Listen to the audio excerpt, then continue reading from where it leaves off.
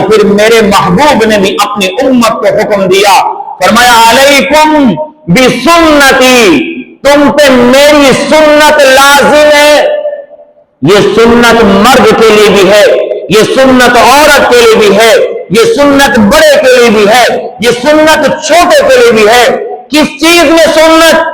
تمہاری زندگی کے ہر کام میں نبی کی سنت لازم ہو، تمہارا لباس نبی کے لباس جیسا، تمہارا کھانا کھانے کا طریقہ نبی کے کھانا کھانے کے طریقے جیسا ہو، تمہارا پانی اس انداز سے پینا ہو جیسے میرے نبی پانی پیا کرتے تھے، تمہارا سونا ایسے ہو جیسے میرے نبی سویا کرتے تھے۔ اگر تمہارے دل کے اندر یہ محبت آ گئی کہ تم سوتے اس لیے ہو اس طرح ڈنگ کروٹ پہ کہ ہمارے نبی سوتے تھے، گویا کہ تمہارے دل میں نبی کی محبت آ گئی ہے۔ اللہ کے نبی نے ارشاد فرمایا، من احب سنتی فقد احبنی، جس نے میری سنت سے محبت کی گویا اس نے مجھ سے محبت کی۔ ومن احبنی کان معی فی الجنہ، اور جس نے مجھ سے محبت کی وہ جنت میرے ساتھ ہو، وہ جنت میں میرے ساتھ ہوگا۔ اگر جنت میں حضور کا ساتھ ملے گا تو کب ملے گا؟ جب میں اور آپ اپنی زندگی میں حضور کی سنت کو لے کر آئیں گے، حضور کی سنت کو لے کر آئیں گے۔ آپ علیہ السلام نے حجۃ الوداع کے موقع پر ارشاد فرمایا تھا، ترکت فیکم امرین، میں تمہارے درمیان دو چیزیں چھوڑ کے جا رہا ہوں، لن تضلوا ان تمسکتم بہما کتاب اللہ و سنتی، فرمایا کہ تم گمراہ نہیں ہوو گے اگر تم ان دونوں چیزوں کو مضبوطی سے تھامے رکھو گے۔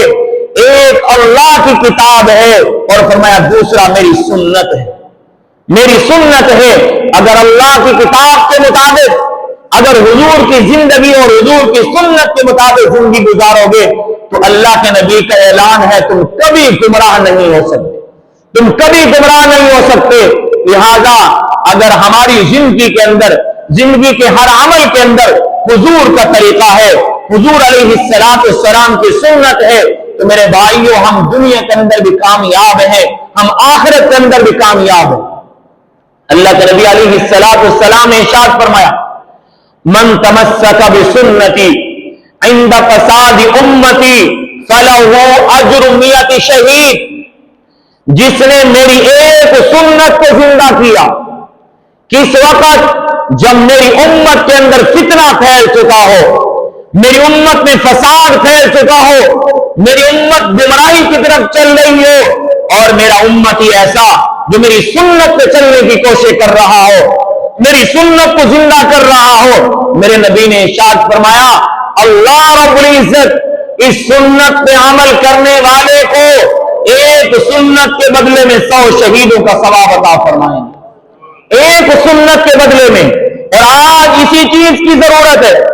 آج امت میں فتنہ پھیل چکا ہے، آج فساد پھیل چکا ہے، آج گمراہی پھیل چکی ہے، آج بے حیائی پھیل چکی ہے، آج بدعات پھیل چکی ہے، آج رسومات پھیل چکی ہیں۔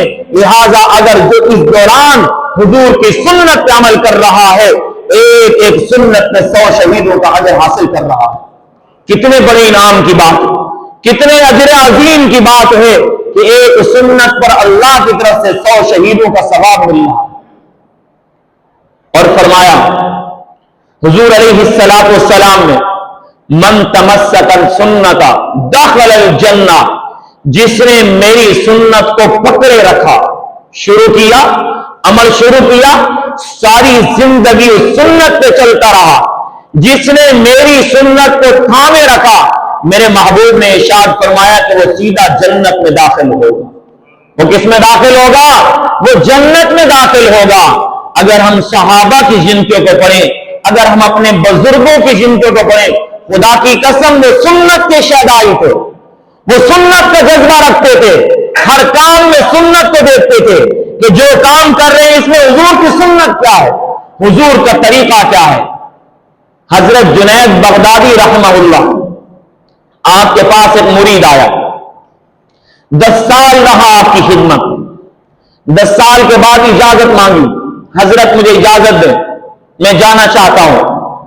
فرمایا خیر، کہنے لگا میں نے آپ کا نام بڑا سنا، 10 سال گزر گئے آپ کے پاس رہتے ہوئے، لیکن ایک کرامت نہیں دیکھی۔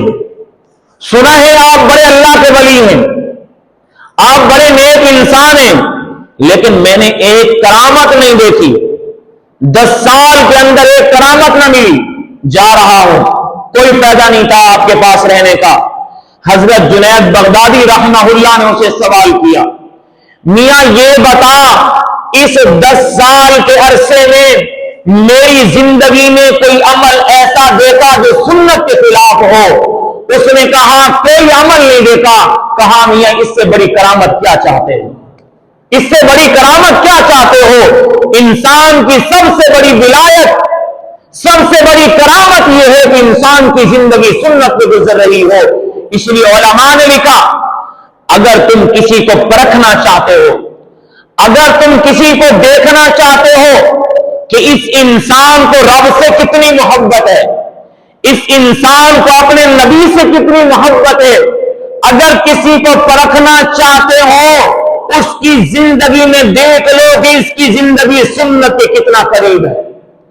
اگر اس کی زندگی سنت کے قریب ہے تو زندگی سنت پہ گزار رہا ہو، سمجھ لینا یہ اللہ کا ولی انسان ہے، سمجھ لینا یہ رب کا محبوب آدمی ہے، سمجھ لینا یہ واقعتاً رسول اللہ سے سچی محبت کرنے والا ہے۔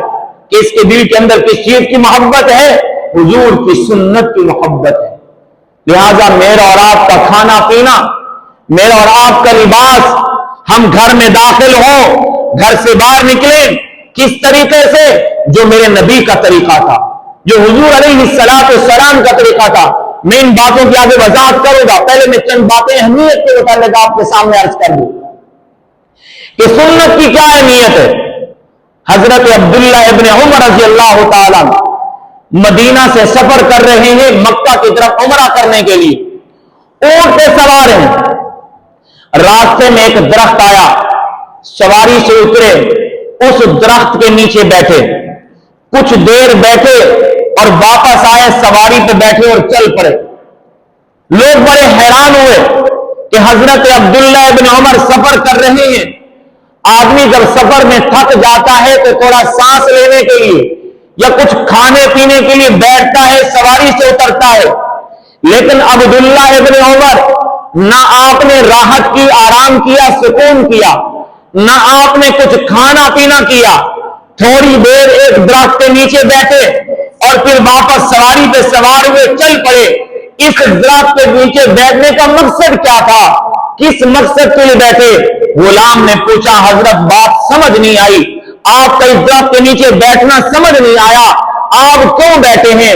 حضرت عبداللہ ابن عمر نے فرمایا میں اس لیے بیٹھا ہوں کہ ایک دفعہ میں بھی اپنے محبوب کے ساتھ سفر کر رہا تھا، حضور علیہ السلام اسی راستے پہ گزرے تھے، میں نے اپنے محبوب کو دیکھا، حضور اس درخت کے نیچے بیٹھے تھے، میں اس لیے بیٹھا ہوں کہ میرے محبوب اس درخت کے نیچے بیٹھے تھے، میں حضور کی سنت کو پورا کرنے کے لیے بیٹھا ہوں۔ یہ حضور سے محبت، حضور کی سنت سے محبت کہ حضور بیٹھے ہیں تو میں بھی بیٹھوں۔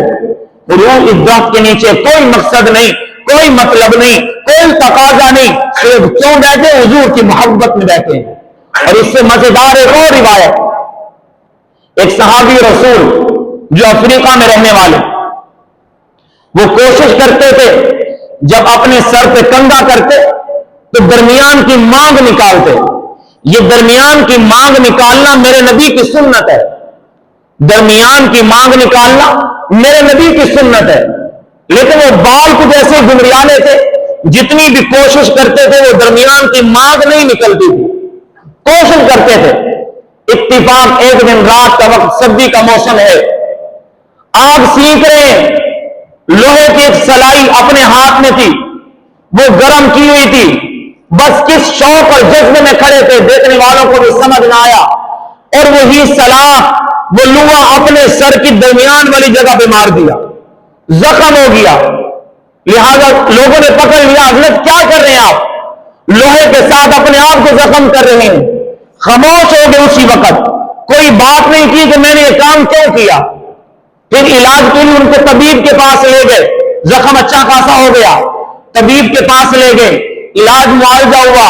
फिर लोगों ने कहा हजरत वजह तो बता दे, ये काम आपने किया किस लिए है? कहा मैं अपनी मांग निकालता था, मेरी मांग नहीं निकलती थी, मैं चाहता था ये मेरे दरमियान की जगह ऐसे हो जैसे हुजूर के दरमियान की जगह है। आज मेरा सर हुजूर के सर जैसा हो गया। ये किस चीज की मोहब्बत में किया? हुजूर की सुन्नत की मोहब्बत में किया है।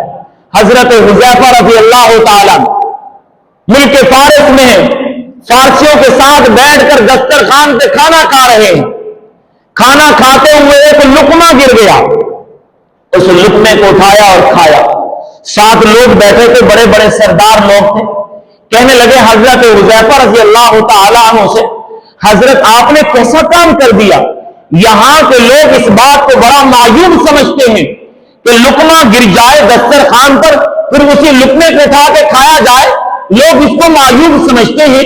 आप ऐसा काम नहीं करना चाहिए था।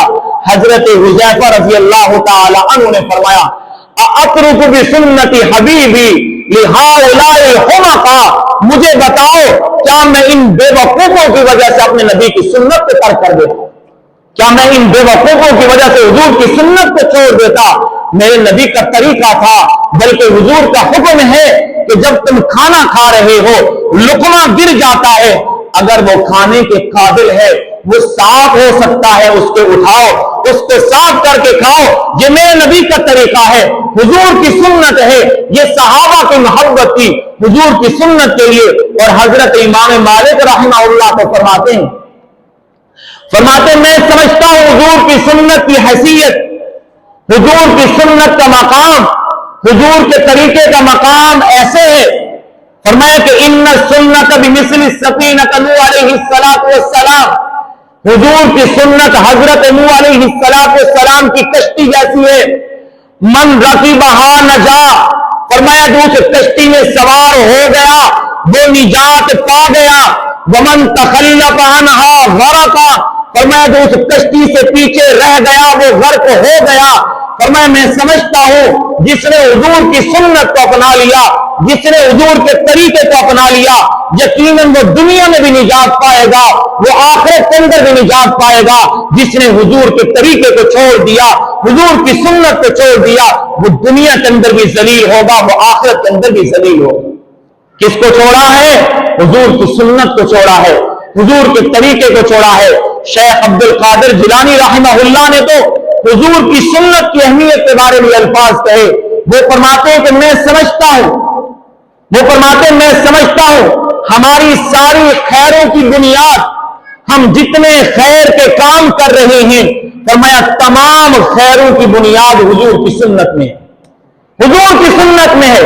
हम जो काम भी करना चाहें, देखें इसमें हुजूर का तरीका क्या है, देखें हुजूर अलैहिस्सलाम का अमल क्या है।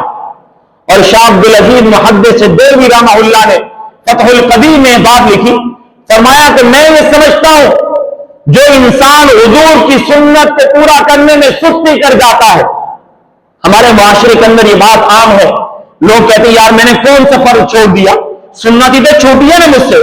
ये जुमले होते हैं लोगों के। इसका मतलब क्या हुआ कि उनके दिल के अंदर हुजूर के अमल की कोई हैसियत नहीं है, कोई अहमियत नहीं है। मैं एक शख्स को मैंने एक दिन देखा, खड़े होकर पानी पी रहा था, मशीन वाटर कूलर लगा हुआ था, गिलास भी था, वो खड़े होकर पानी पी रहा था। तो मैंने उससे कह दिया, मैंने कहा भाई बेंच भी पड़ा हुआ था, आप बैठ के पानी पी लेते हैं तो अच्छी बात है, वसल्लम की सुन्नत हो जाती। बवजह मजबूरी खड़े होकर पानी पीने की इजाजत आदि इसमें मौजूद है, लेकिन अगर आपके पास सहूलत है तो हुजूर की सुन्नत नहीं है कि आप बैठकर पानी पिए। तो मैंने उसे ये बात कही तो मुझे उसने यही जवाब दिया, भाई ये सुन्नत है, मैंने कुछ फर्क थोड़ी चढ़ा है। अल्लाह मुआफ फरमाए, क्या हमारे दिल में हुजूर की सुन्नत की कोई अहमियत नहीं? इसका मतलब ये हुआ। तो हजरत शाह अब्दुल अजीज मुहद्दिस देलवी रहमहुल्लाह फरमाते हैं, फरमाए कि जो हुजूर की सुन्नत को पूरा करने में सुस्ती करेगा, और मैं ये समझता हूं और मैंने इस बात को देखा है, अल्लाह उसको फराइज से भी महरूम कर देता है, फराइज से भी महरूम कर देता है। जाहिर सी बात है इन फराइज का सबक मुझे और आपको किसने दिया? हुजूर ने दिया है। अगर हम हुजूर के तरीके को अहमियत नहीं देंगे, हुजूर की सुन्नत को अहमियत नहीं देंगे, अल्लाह फराइज से भी महरूम कर देंगे। हर अमल के अंदर हुजूर की सुन्नत सामने हो, हर तरीके के अंदर हुजूर की सुन्नत सामने हो। हजरत ननौती रहमतुल्लाह ताला انگریز کا دور حکومت ہے، فرنگی کی طرف سے آرڈر ملا ان کو قید کیا جائے۔ جب حضرت کو پتا چلا آپ روپوش ہو گئے۔ کیا ہو گئے بھائی؟ روپوش ہو گئے، چھپ گئے۔ 3 دن کے بعد مسجد کے اندر عصر کا غالباً ٹائم کا وضو کر رہے، لوگوں نے دیکھا کہ حضرت آپ کمال کے آدمی ہیں، انگریز کی طرف سے آرڈر ہے ان کو قید کیا جائے، ان کو پکڑا جائے، آپ چھپ گئے، پھر آج ظاہر بھی ہو گئے، آپ کو پکڑ لیں گے، آپ تو بڑے قیمتی آدمی ہیں، وہ انگریز ظالم آپ کو جو ہے نا پھانسی لٹکا دے گا، آپ نے کیا کیا؟ آپ چھپ گئے دوبارہ۔ حضرت نے جواب دیا جب میں چھپا اس دوران میں نے زندگی میں غور کیا کہ میرا یہ عمل سنت کے مطابق کیسا ہوگا، میں نے حضور کی سیرت پہ بھی غور کیا، میں نے دیکھا جب دشمن میرے نبی کے پیچھے بھی لگے تھے تو میرے نبی بھی 3 دن کے لیے غار کے اندر چھپے تھے، میں 3 دن کے لیے غار کے اندر چھپا ہوں، حضور کی سنت پوری کر چکا ہوں، آج اگر مجھے انگریز قید کر لے مجھے پریشانی کی بات نہیں۔ کس چیز کی خوشی ہے؟ حضور کی سنت پوری کر چکا ہوں، حضور کی سنت مجھ سے پوری ہو چکی ہے۔ حضرت گنگوہی رحمت اللہ تعالی علیہ، اللہ کے ولی آدمی، جب بھی آپ کے پاس کوئی موسم کا پھل آتا تھا سب سے پہلے وہ پھل بچوں میں بانٹتے تھے۔ کسی نے پوچھ لیا حضرت پھل لوگ آپ کو دیتے ہیں بطور ہدیہ اور تحفے کے، آپ باہر بچوں کو بلاتے ہیں اور آپ بچوں کو دیتے ہیں؟ فرمایا میں نے اپنے نبی کی سیرت سے پڑھا ہے، حضور علیہ السلام کے پاس بھی جب بھی موسم کا پہلا پھل آتا حضور پہلے خود نہیں فرماتے تھے تناول، آپ پہلے بچوں کو بلاتے بچوں میں بانٹتے تھے۔ میں حضور کی سنت کو پورا کرنے کے لیے عمل کرتا ہوں، حضور کی سنت کے ساتھ یہ محبت ہے۔ اور حضرت حسین احمد مدنی رحمہ اللہ جنہوں نے میرے نبی علیہ السلام کے روزے کے سامنے بیٹھ کر 14 سال حضور کی حدیث پڑھائی ہے۔ کتنے سال؟ 14 سال حضور کی حدیث پڑھائی ہے۔ جب حضور کی حدیث پڑھاتے تھے یوں نہیں فرماتے تھے کہ قال رسول اللہ صلی اللہ علیہ وسلم، بلکہ میرے نبی کا روزہ ساتھ تھا تو کہتے تھے کالی کملی والے نے یہ بات فرمائی ہے۔ حضور کے روزے کی طرف بھی اشارہ ہوتا کہ کالی کملی والے کی یہ بات ہے، لہذا حضرت حسین احمد مدنی رحمہ اللہ نے اپنے باغیچے کے اندر گلاب کے پھول لگائے۔ کسی نے کہا حضرت آپ کو کوئی اور پھول پسند نہیں ہے، آپ گلاب کے پھول لگا رہے ہیں؟ فرمایا میں نے حدیث پڑھی ہے، میں نے حدیث پڑھی ہے کہ میرے نبی کے جسم اطہر سے جو خوشبو آتی ہے گلاب کے پھول کی خوشبو اس خوشبو سے ملتی جلتی ہے، میں اس لیے گلاب کے پھول لگا رہا ہوں۔ یہ محبت کس چیز کی ہے؟ حضور کی سنت کی محبت ہے کہ میں کوئی کام کر رہا ہوں، میں کیوں کر رہا ہوں کہ میرے نبی کا طریقہ یہ ہے، حضور کا عمل یہ ہے۔ اور حضرت شیخ الہند رحمہ اللہ نے اپنے باغیچے میں کیکر کا درخت لگایا۔ کس کا درخت لگایا؟ کیکر کا درخت لگایا۔ درخت بڑا ہوا، لوگوں نے کہا حضرت آپ نے کانٹے دار درخت لگایا، اب یہاں پر پھلدار درخت لگاتے، کوئی پھول وغیرہ لگاتے، خوشبو آتی، پھلدار درخت ہوتا، آپ کو پھل اس سے ملتا۔ تو حضرت نے فرمایا میں نے یہ کیکر کا درخت اس لیے لگایا، اللہ نے اس درخت کا تذکرہ قرآن میں کیا۔ ذرا غور سے بات سنیے گا، اللہ نے اس درخت کا تذکرہ قرآن میں کیا، اور وہ کیسے کیا؟